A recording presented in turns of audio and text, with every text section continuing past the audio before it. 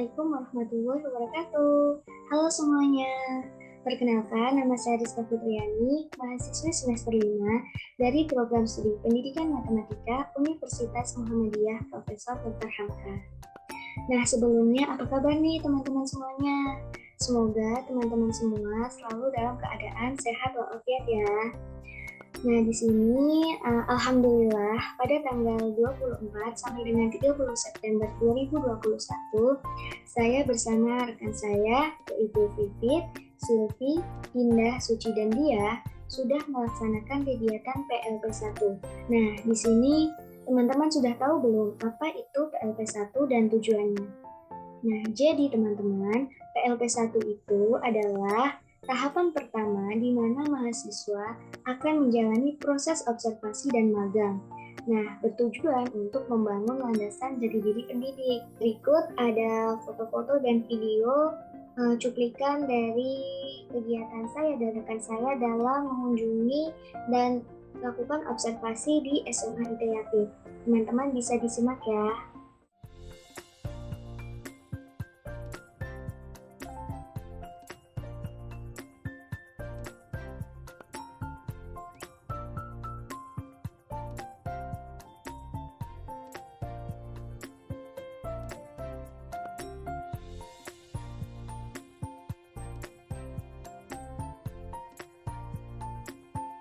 Sebelumnya di sini saya dan rekan saya sudah melaksanakan kegiatan wawancara kepada kepala sekolah yaitu Ibu Nurmiati.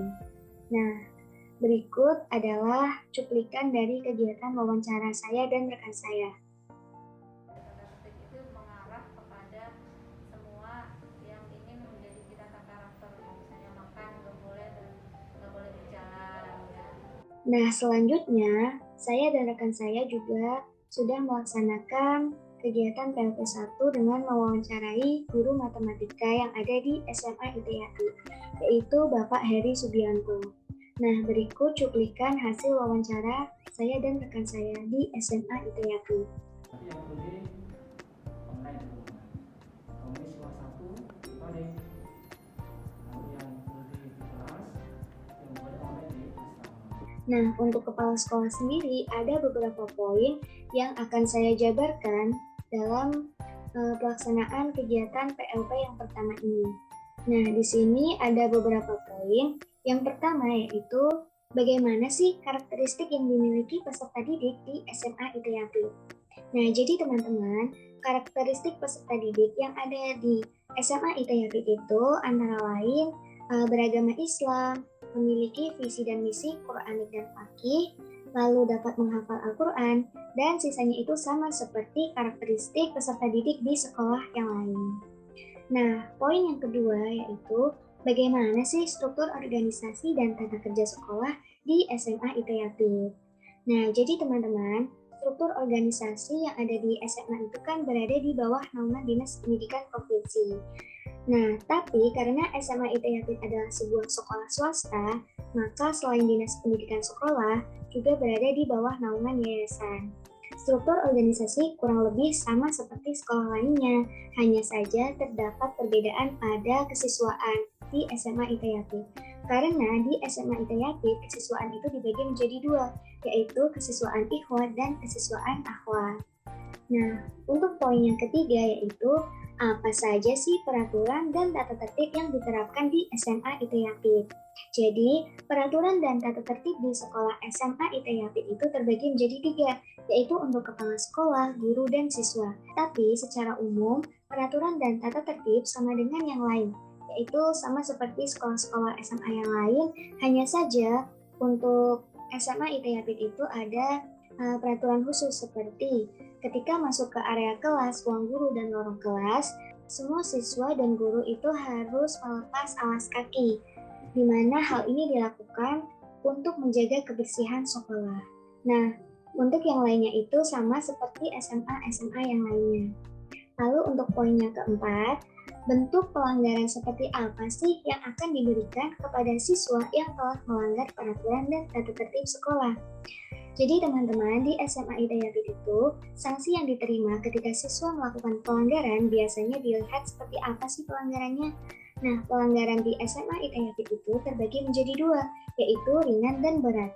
Untuk pelanggaran ringan, siswa hanya diberikan nasihat supaya tidak melakukan pelanggaran lagi dan biasanya masih di bawah wewenang guru sampai guru BK. Lalu untuk pelanggaran berat, siswa akan diberikan surat peringatan. Nah, untuk pemberian surat peringatan ini ada 3 tahap, yaitu SP1, SP2, dan SP3. Pemberian SP1 sudah berada di bawah wewenang kepala sekolah. Nah, ketika sudah melampaui SP3, maka sanksi terberat yang diterima peserta didik ialah dipulangkan. Nah, selanjutnya poin kelima, apa saja sih kegiatan seremonial formal yang rutin dilakukan di SMA Hidayatid? Jadi teman-teman, kegiatan seremonial yang biasa dilakukan di SMA Hidayatid itu setiap pagi siswa melakukan setoran hafalan. Lalu untuk yang boarding itu ada kegiatan malam, KBM. Lalu sehabis sholat subuh itu juga ada setoran hafalan. Kemudian ada pengajian dan ada upacara. Nah, poin keenam, bagaimana sih pelaksanaan kegiatan seremonial seperti upacara dan kegiatan lain selama pandemi di SMA Hidayatid? Nah, jadi selama pandemi di SMA Hidayatid, para siswa itu kan dipulangkan, jadi siswa itu tidak sekolah. Nah, semua kegiatan itu dilakukan secara online. Untuk upacara dan lain-lain itu juga dilaksanakan secara online. Nah, untuk poin yang ketujuh, bagaimana cara SMA Hidayatid melakukan kegiatan kurikuler atau pembelajaran dalam masa pandemi seperti ini? Nah, jadi di SMA Hidayatid itu kegiatan kurikuler selama pandemi itu mengikuti kebijakan yang telah ditetapkan oleh pemerintah, yaitu menggunakan kurikulum darurat, yakni dilaksanakan secara online, baik itu kegiatan belajar mengajarnya, penilaiannya, dan pembagian rapot pun dilaksanakan secara online. Lalu untuk poin yang ke-8, kalau pembelajaran dilakukan dengan tatap muka secara virtual, apakah tetap ada peraturan yang dijalankan oleh siswa selama pembelajaran berlangsung? Nah, jadi teman-teman, di SMA Hidayatid itu peraturan tatap muka virtual, yakni pembelajaran sesuai jadwal. Lalu peserta didik diwajibkan untuk menyalakan kamera. Kemudian persentase kehadiran itu minimal 85%. Lalu juga mengerjakan tugas sesuai deadline, sopan dan tertib menggunakan seragam selama pembelajaran. Nah, untuk kontrak belajar itu sesuai dengan kebijakan guru masing-masing. Nah, untuk poin selanjutnya, apa sih konsekuensi yang diberikan oleh guru apabila peserta didik melanggar peraturan dalam pembelajaran daring? Nah, jadi konsekuensi itu jika mengenai kehadiran itu kurang dari 85%, maka biasanya guru itu akan mengingatkan kepada peserta didik tersebut agar siswa itu tidak kurang dari 85% kehadirannya. Nah, jika siswa itu kehadirannya kurang dari 85%, maka konsekuensinya ialah dia tidak bisa mengikuti ujian. Lalu untuk sikap dan perilaku bisa melalui pembinaan oleh wali kelas dan guru. Nah, untuk poin selanjutnya, apakah sebelum masa pandemi SMA Hidayatid sering melakukan kegiatan kokurikuler? Nah, jadi di SMA Hidayatid itu biasanya melaksanakan kegiatan pramuka dan kegiatan pramuka itu wajib untuk semua peserta didik. Nah, poin selanjutnya, apa saja sih kegiatan ekstrakurikuler yang ada di SMA Hidayatid? Jadi di SMA Hidayatid itu setiap tahun ganti-ganti ya. Untuk ekstrakurikuler itu ada seperti pramuka, dan pramuka itu wajib. Lalu ada beberapa ekstrakurikuler lainnya seperti bidang seni, bidang olahraga, dan bidang keilmuan. Nah, selanjutnya poin yang ke-12, selama pandemi apakah kegiatan ekstrakurikuler itu tetap berlangsung? Kalau iya, bagaimana caranya?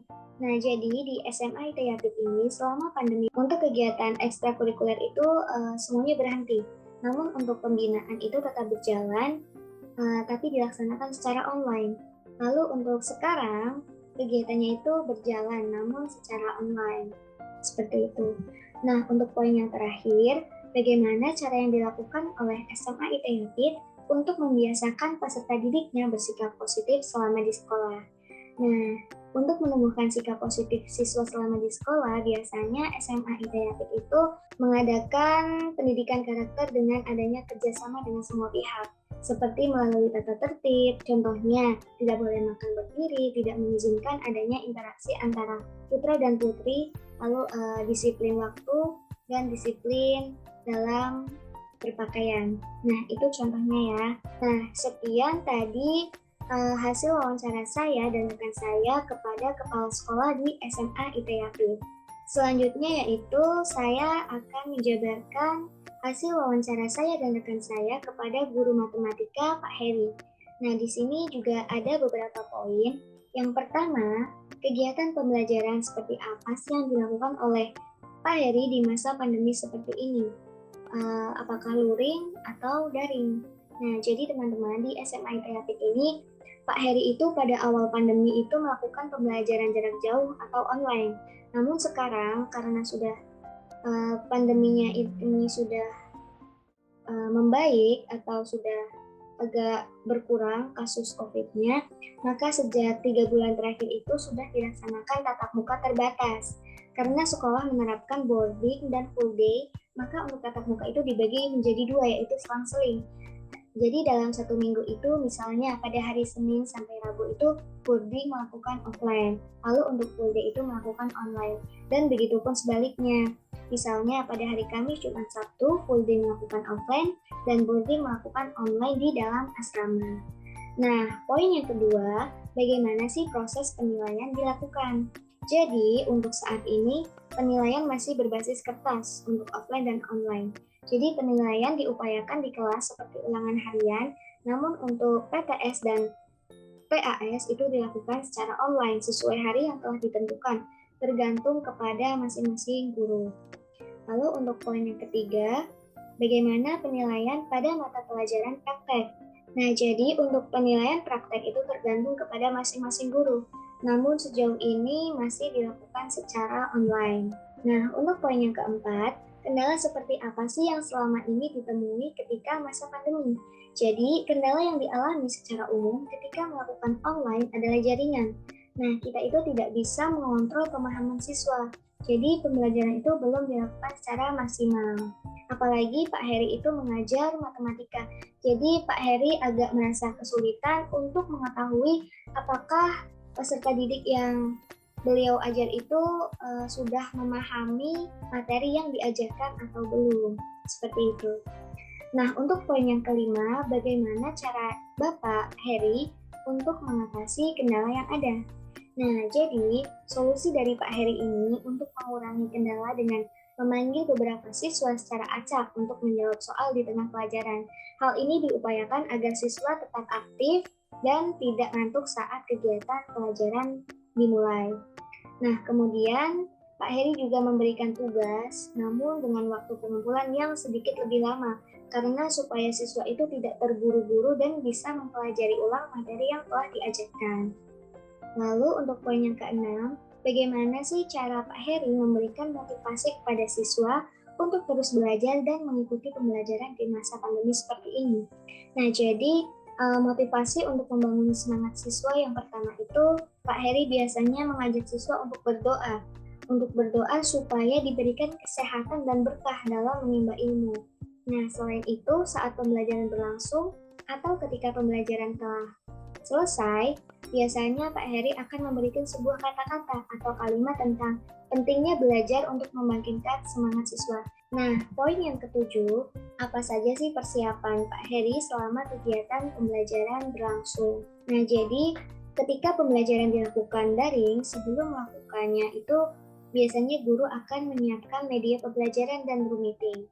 Namun saat ini karena sudah menggunakan sistem blended dengan setengah online, setengah offline, maka pihak sekolah memberikan fasilitas sebuah perangkat software yang digunakan di dalam kelas, namun dapat ter-record untuk siswa yang online juga, jadi memudahkan guru. Sebelumnya saya ucapkan terima kasih kepada Ibu Nurmi selaku Kepala Sekolah di SMA ITE Yapit. Kemudian terima kasih kepada Bapak Heri Subianto selaku Guru Matematika di SMA ITE Yapit. Selanjutnya, terima kasih kepada Pak Ervin selaku guru pembimbing saya dan rekan saya. Terima kasih kepada Sekolah SMA ITE Yapit dan terima kasih kepada teman-teman saya, rekan saya, dan UHAMKA karena sudah membuat program ini dan sehingga saya dan rekan saya itu memiliki pengalaman baru dan semoga bisa menjadi pendidik yang berkualitas. Sekian video dari saya, kurang lebihnya saya mohon maaf. Sekian dan terima kasih sudah menonton. Wassalamualaikum warahmatullahi wabarakatuh. Tetap semangat semua, semoga selalu dalam keadaan sehat ya. Dadah!